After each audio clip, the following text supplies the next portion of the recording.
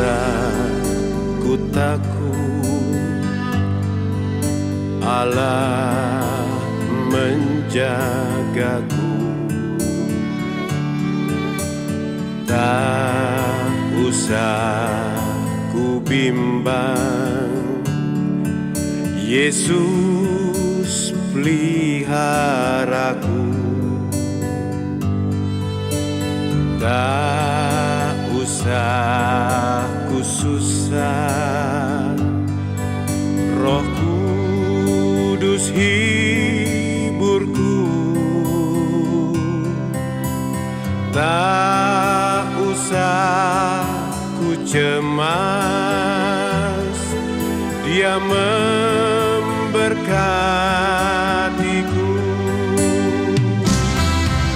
El Shaddai, El Shaddai, Allah Maha Kuasa. Dia besar, Dia besar, El Shaddai mulia. El Shaddai, El Shaddai, Allah Maha Kuasa. Berkat-Nya melimpah, El Shaddai.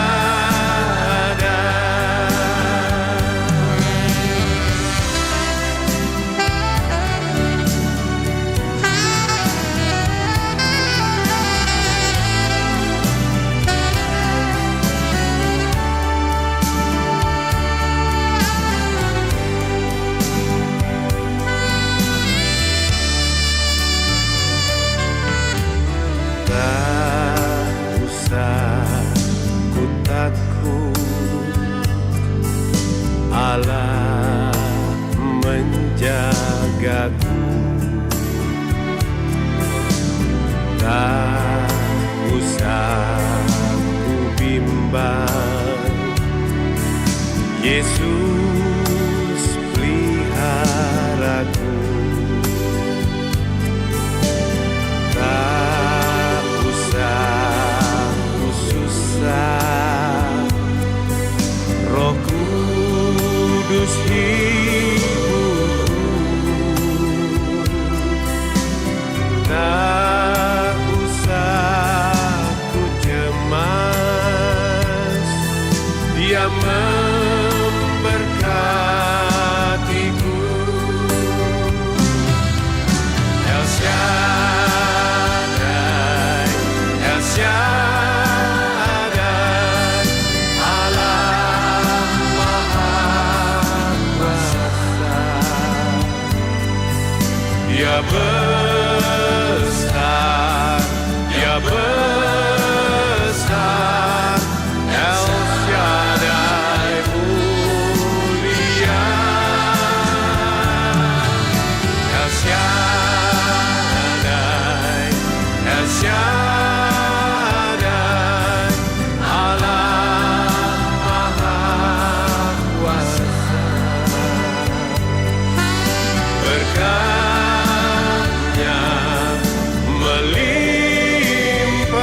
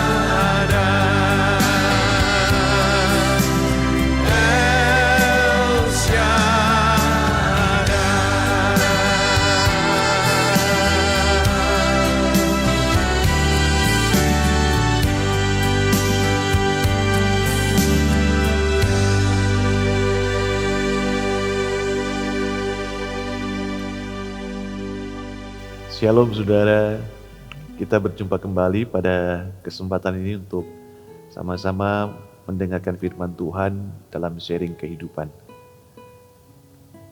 Jangan berandai-andai dan menakutkan hari esok. Inilah topik yang akan saya bahas dalam sharing kehidupan kali ini, kesempatan ini. Saudara, mungkin dalam bayangan kebanyakan orang, kehidupan yang terjamin dalam segala sesuatu itu adalah kehidupan yang aman. Aman dalam konteks begini, simpanan uangnya di bank berjumlah banyak simpanan uangnya di bank, kira-kira begitu.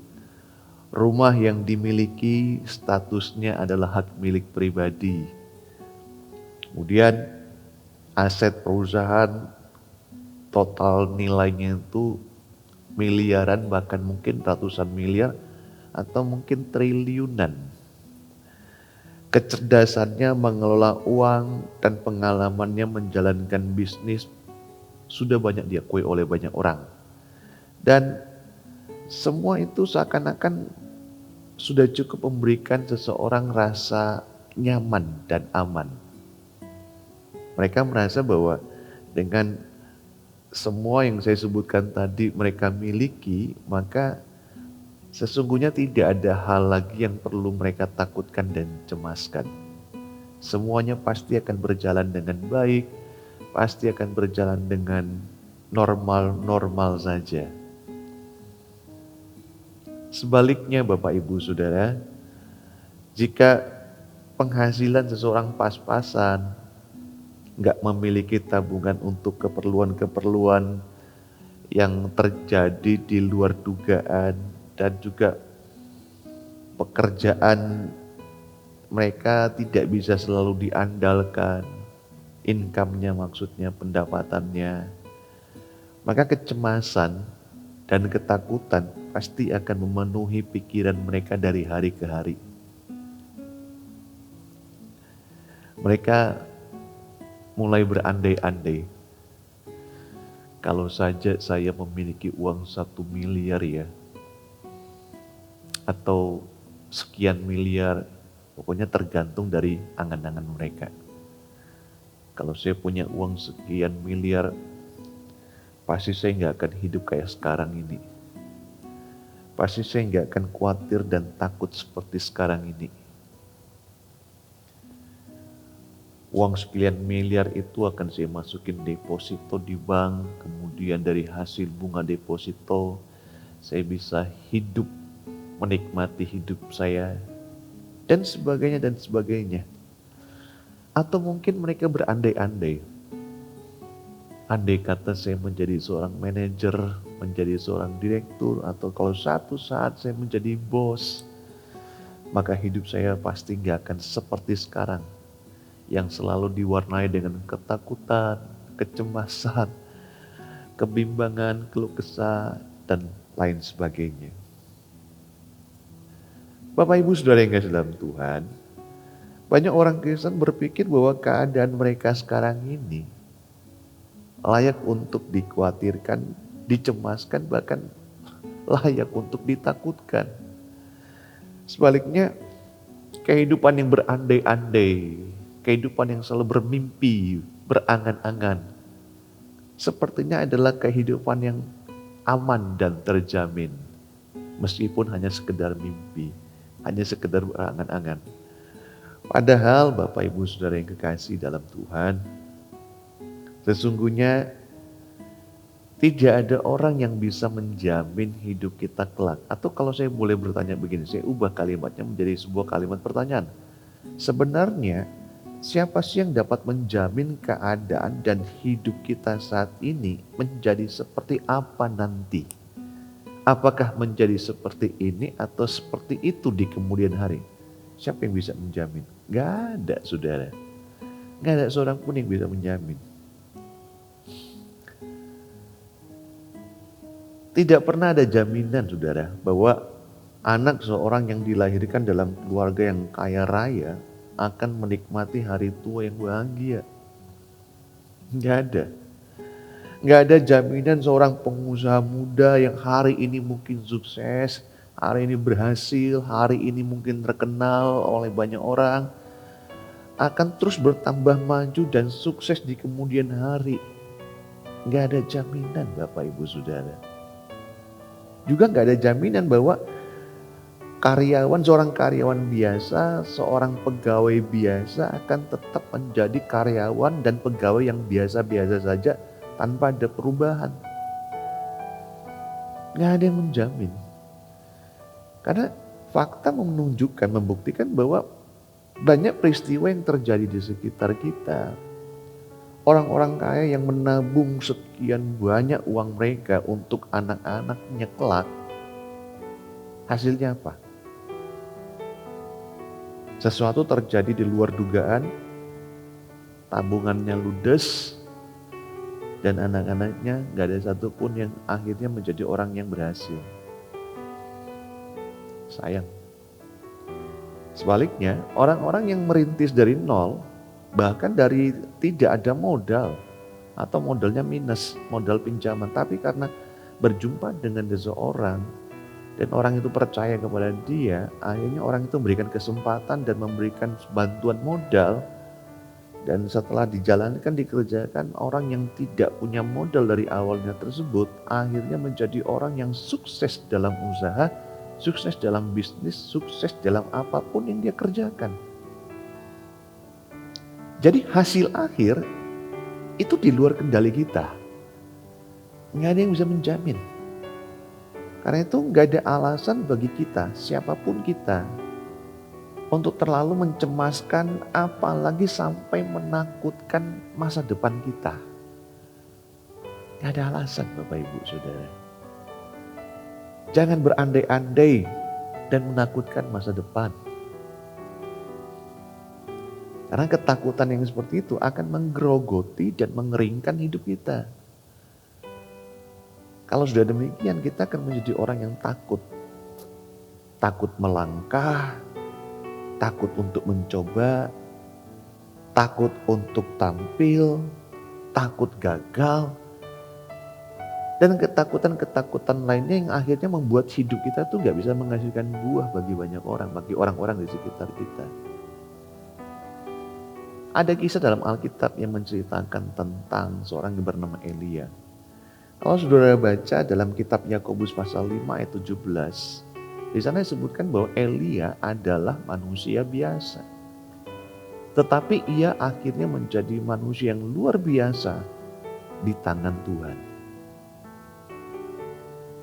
Peristiwa yang paling fenomenal, yang paling excited, peristiwa yang paling terkenal dalam Alkitab tentang Elia adalah ketika Elia melawan 450 Nabi Baal. Elia bisa berdoa meminta kepada Tuhan mendatangkan api dari langit. Api dari langit turun dan membakar semua korban persembahan yang pada waktu itu dipersembahkan, disiapkan oleh Elia. Di hadapan begitu banyak orang Israel yang menyaksikan, Elia seolah-olah menjadi manusia super pada waktu itu, yang menggugah banyak orang di zamannya. Dan bahkan ada satu peristiwa lagi yang tercatat di dalam kitab 1 Raja-Raja pasal 17 ayat 1, di sana dikatakan bahwa oleh perkataan Elia, embun dan hujan tidak akan muncul dan turun sampai pada akhir dia mengatakannya, sekarang embun, hujan boleh turun atau boleh nampak. Wis, luar biasa kan? Ada manusia yang seperti gitu. Tapi tentu di balik Elia adalah Tuhan. Jadi hal-hal yang spektakuler, hal-hal yang di luar dari nalar manusia oleh Elia pada waktu itu dipertontonkan kepada banyak orang. Manusia biasa, kata surat Yakobus, tapi dia menjadi manusia yang luar biasa ketika Allah memberikan dukungan dan support dalam hidupnya. Namun demikian, setelah peristiwa Gunung Karmel yang menghebohkan, menggemparkan jagat maya pada waktu itu, saudara, Alkitab berkata Isabel istri Raja Ahab yang memerintah pada waktu itu di Israel, mencari Elia dan ingin membunuh Elia karena Elia telah membinasakan 450 nabi-nabi Baal yang notabene adalah nabi-nabi yang disupport, yang didukung oleh Isabel. Mendengar ancaman dari Ratu Isabel, Elia menjadi sangat ketakutan. Bahkan padahal satu hari sebelumnya kalau nggak salah, Elia itu terkenal. Dia melakukan hal yang spektakuler pada zaman itu. Tapi ketika dia mendengar ancaman Isabel, dia menjadi sangat takut sekali. Dan ketakutan yang dihadapi oleh Eli, yang dialami oleh Elia pada waktu itu, ketika mendengar kabar dicari oleh Isabel, itu bukan hanya ketakutan biasa atau hal yang wajar yang pada umumnya dialami oleh manusia. Enggak. Tapi ketakutan yang benar-benar telah mengikat totalitas kehidupan Elia. Saking takutnya sampai dia nggak mau ngapa-ngapain lagi, saudara. Maksudnya dia nggak mau lagi melakukan pelayanan kenabiannya. Dia berdiam diri. Bahkan dia lari untuk bersembunyi. Dia lari ke arah padang gurun. Dan dalam perjalanan pelariannya itu dia berjumpa dengan malaikat. Kemudian malaikat memberikan makanan kepada dia. Dan dari makanan itu Elia bisa berjalan selama 40 hari ke arah padang gurun menuju ke satu gua. Dan ketika dia tiba di gua itu, dia diam di dalam gua itu, dan dia nggak mau ngapa-ngapain. Dia nggak mau ngapa-ngapain, saudara. Lalu datanglah Tuhan dalam mimpi kepadanya dan bertanya, Elia, apa kerjamu di sini? Saudaraku, dalam satu Raja-Raja pasal 19 ayat yang ke-9 dan ayat yang ke-10, Elia menjawab Tuhan, aku bekerja segiat-giatnya bagi Tuhan, Allah semesta alam. Karena orang Israel meninggalkan perjanjianmu, meruntuhkan mesbah-mesbahmu, dan membunuh nabi-nabimu dengan pedang. Hanya aku seorang dirilah yang masih hidup, dan mereka ingin mencabut nyawaku. Kemudian beberapa saat Tuhan, kalau tadi Tuhan berbicara kepada Elia dalam mimpi, kemudian sekarang Tuhan berbicara secara langsung pada Elia. Tuhan menampakkan dirinya, tapi bukan menampakkan dirinya secara face to face. Tuhan menampakkan dirinya lewat angin sepoi-sepoi yang berhembus basah, angin sepoi-sepoi basah yang berhembus. Namun sebelumnya ada hal-hal yang alamiah yang terjadi yang benar-benar menggemparkan sebelum Tuhan lewat. Dan setelah peristiwa-peristiwa alam yang dahsyat itu, Tuhan akhirnya bertanya kembali kepada Elia. Elia, apakah kerjamu di sini?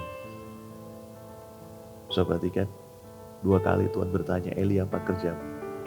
Karena Elia nggak ngapa-ngapain. Apa sebabnya? Ya ketakutan tadi. Jadi ketakutan adalah salah satu penyebab seseorang kehilangan kepercayaan dan tidak mau melakukan apa-apa. Makanya tadi saya katakan udah stop berandai-andai, jangan menakutkan hari esok. Stop. Ketakutan itu bisa melumpuhkan semangat kita, bisa melumpuhkan spirit kita. Ketakutan kita akan menyebabkan kita stres seperti Elia. Bayangin sudah hanya selang 1 hari setelah dia melakukan peristiwa di Gunung Karmel, Alkitab berkata esoknya ketika Isabel mengancam, dia takut sedemikian rupa. Nah mungkin hari-hari ini saudara mengalami apa yang dialami oleh Elia. Ketika kita mencoba untuk merenungkan kebaikan Allah di masa lalu, ketika kita mencoba untuk melihat dan merenungkan pertolongan-pertolongan Tuhan di waktu-waktu yang lalu, ternyata kita temukan, ada begitu banyak kebaikan dan pertolongan Allah yang pernah kita alami. Namun di balik semuanya itu, ternyata hal-hal tersebut tidak bisa melawan ketakutan kita. Semua kebaikan Allah, semua pertolongan Allah di waktu lalu yang kita renungkan, yang coba kita ingat kembali, ternyata tidak bisa mengalahkan ketakutan yang bercokol di hati kita. Kita seolah-olah kehilangan kepercayaan kepada Allah karena dikuasai oleh ketakutan tersebut. Ketika kita berhadapan dengan berbagai masalah dan pergumulan, mungkin sakit penyakit yang kata dokter, wah ini parah nih, ini membutuhkan perawatan medis yang tidak cepat, prosesnya bisa lambat, ini termasuk kronis juga.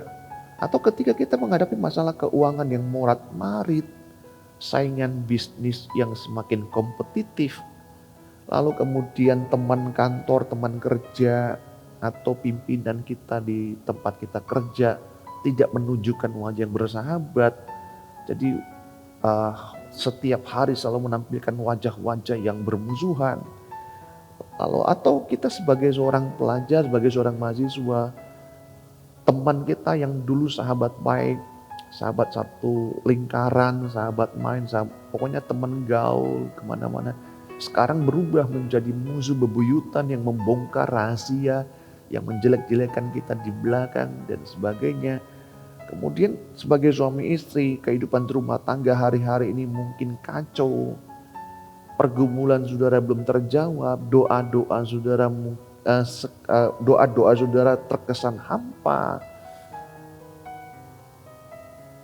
Semua itu akhirnya membuat kita dan kebanyakan orang yang mengalaminya artinya menjadi lesu, gak ada semangat. Kan gak sedikit hamba Tuhan, para pendeta yang karena gak sanggup menghadapi tekanan dalam pelayanan mereka, akhirnya meninggalkan pelayanannya. Sekali lagi mungkin kita seperti Elia. Dengan masalah-masalah tersebut yang saya sudah sebutkan, akhirnya kita bersembunyi. Kita menarik diri dari kehidupan, menghindar dari dan mencoba untuk lari dari tantangan kehidupan. Nah, kalau memang seperti itu keadaan yang Bapak Ibu Saudara sedang alami hari-hari ini, maka dengarkan pesan saya. Sesungguhnya tidak ada orang yang dapat menolong saudara untuk keluar dari masalah kecemasan dan ketakutan yang seperti itu. Nggak ada yang bisa menolong saudara. Nggak ada orang. Satu-satunya yang bisa nolongin saudara, yang mampu membuat hidup saudara dapat menjadi tenang kembali, sekalipun saudara sedang hidup dalam keadaan yang penuh dengan ketidakpastian, satu-satunya adalah Tuhan Yesus Kristus. Ya, hanya Dia semata. Gak ada orang lain yang bisa nolongin. Tapi Bapak Ibu Saudara yang kasih dalam Tuhan, janji ini gak bisa dialami oleh semua orang. Saya ulangi, janji ini gak bisa dialami oleh semua orang. Hanya orang-orang yang tinggal dalam Tuhanlah yang dapat menerima janji itu. Seperti yang disebutkan dalam kitab Mazmur pasal yang ke-91 ayat yang pertama dan ayat yang kedua, yang berkata demikian. Orang yang duduk dalam lindungan yang maha tinggi dan bermalam dalam naungan yang maha kuasa akan berkata kepada Tuhan, tempat perlindunganku dan kubu pertahananku, Allahku yang ku percayai. Saudara, ayat ini berkata bahwa bermalam, orang yang bermalam dalam naungan yang maha kuasa. Apa maksudnya? Maksudnya adalah gini, orang yang hidup dalam persatuan yang berkesinambungan dengan Tuhan dan yang selalu memelihara firman-Nya, mentaati suaranya. Jadi orang yang bermalam dalam naungan yang maha kuasa itu adalah orang yang selalu menjaga hubungan persatuan yang berkesinambungan dengan Dia, yang selalu memelihara firman-Nya. Jadi bukan hanya dibaca, tapi direnungkan kemudian dipraktekkan. Itu adalah orang yang selalu memelihara dan mentaati suara Tuhan. Nah, orang-orang yang seperti gini yang mendapat jaminan hidup mereka akan dibebaskan dari rasa takut yang terus-menerus dikumandangkan atau diterorkan oleh iblis. Tapi janji perlindungan ini bukan berarti bahwa kita akan benar-benar terhindar dari setan, pengaruh godaan setan, ataupun juga roh-roh jahat yang mencoba untuk mengganggu kita. Enggak. Tetap ada godaan, tetap ada cobaan, tetap ada ujian. Tapi orang yang berlindung, bermalam dalam naungan yang Maha Kuasa, kepada mereka Tuhan akan memberikan jalan keluar dan kekuatan untuk bisa mengatasi dan melewatinya. Jadi hari-hari ini saat saudara merasa takut menghadapi masa depan, maka pesan saya, luangkanlah banyak waktu untuk membaca firman Tuhan, merenungkan dan berdoa. Supaya dengan demikian iman saudara bisa bangkit dan kuat kembali. Karena kalau iman saudara bangkit, atau ketika iman saudara kuat kembali, maka ketakutan akan mengecil. Tergantung siapa yang saudara kasih makan. Kalau rohani saudara yang saudara kasih makan dengan firman, dengan doa, maka dia akan menjadi kuat. Ketakutan saudara akan mengecil. Tapi kalau ketakutan saudara yang saudara kasih makan dengan terus memikirkan, berandai-andai, dengan terus mencemaskan, dia tambah kuat. Dia tambah besar, iman saudara makin kecil. Nah, saya mau balik saudara. Baca firman, renungkan firman, doa supaya iman saudara makin kuat, makin besar, ketakutan saudara makin kecil, dan dengan demikian ketakutan ini hilang dari hidup saudara. Akhir kata, jangan berandai-andai dan menakutkan hari esok. Sebab Tuhan Yesus sudah bangkit bagi kita dan Dia yang pegang hari esok kita. Amin. Mari kita berdoa. Terima kasih Tuhan buat peringatan melalui firman-Mu yang kami boleh dengarkan saat ini. Dan kami mau jujur berkata di depan Tuhan bahwa seringkali dalam kecemasan dan ketakutan kami menjadi orang yang sering berandai-andai. Seandainya kami menjadi orang kaya raya, seandainya kami memiliki ini dan itu dan sebagainya. Kami hidup dalam mimpi-mimpi kami setiap hari, tapi fakta ternyata berbeda. Kami hidup dalam kesulitan, kami hidup dalam tekanan, kami hidup dalam pergumulan, kami hidup dalam kecemasan, kami hidup dalam ketakutan, dan ketakutan itu akhirnya menekan kami, mengikat kami sedemikian rupa seperti yang dialami oleh Elia. Pengalaman-pengalaman kami berjalan dengan Tuhan, pertolongan-pertolongan Tuhan yang pernah kami alami di masa lalu, dan semua hal yang begitu banyak yang Tuhan telah perbuat dalam hidup kami, semuanya kalah oleh ketakutan yang hari-hari ini sedang mengikat dan menekan hidup kami. Tuhan, kami sadar lewat firman-Mu hari ini bahwa tidak ada orang yang sanggup untuk menolong kami selain satu-satunya pribadi yang bisa melepaskan dan memberikan ketenangan kami di tengah situasi yang tidak pasti, yaitu Yesus Kristus Tuhan kami. Tolong kami Tuhan, Engkau yang sudah bangkit dari kematian dan Engkau yang memberikan hari depan yang penuh harapan. Kuatkan dan teguhkan kami. Kami tahu jalan keluarnya sekarang. Kami harus perbanyak baca Alkitab, merenungkan firman Tuhan, dan berdoa. Kami harus tinggal dalam naungan yang Maha Kuasa. Artinya kami harus membangun persekutuan, kesatuan yang berkesinambungan di dalam Tuhan, dengan tetap menjaga kehidupan rohani, membaca Alkitab dan berdoa yang terus kami lakukan, continue setiap hari.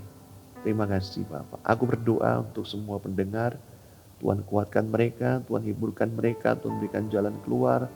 Dan secara khusus aku berdoa bagi engkau saudara yang sakit hari-hari ini, apapun penyakitmu, Dalam nama Tuhan Yesus, segala bentuk penyakit yang menguasai kehidupanmu mulai dari ujung kepala sampai ujung kaki, oleh bilur-bilur Yesus, iman percayamu kepada Tuhan Yesus akan menyembuhkan kau sekarang juga. Dalam nama Tuhan Yesus, aku perintahkan segala bentuk penyakit keluar dari kehidupan orang-orang percaya, dan terima kesembuhan ini bagimu saudara. Di dalam nama Tuhan Yesus, sekarang juga mujizat terjadi atas hidup saudara. Terimalah dalam nama Tuhan Yesus. Terima kasih, kami akan mengakhiri renungan sharing kehidupan pada saat ini di dalam nama Tuhan Yesus Kristus. Haleluya. Amin. Shalom, Tuhan Yesus berkati saudara semua.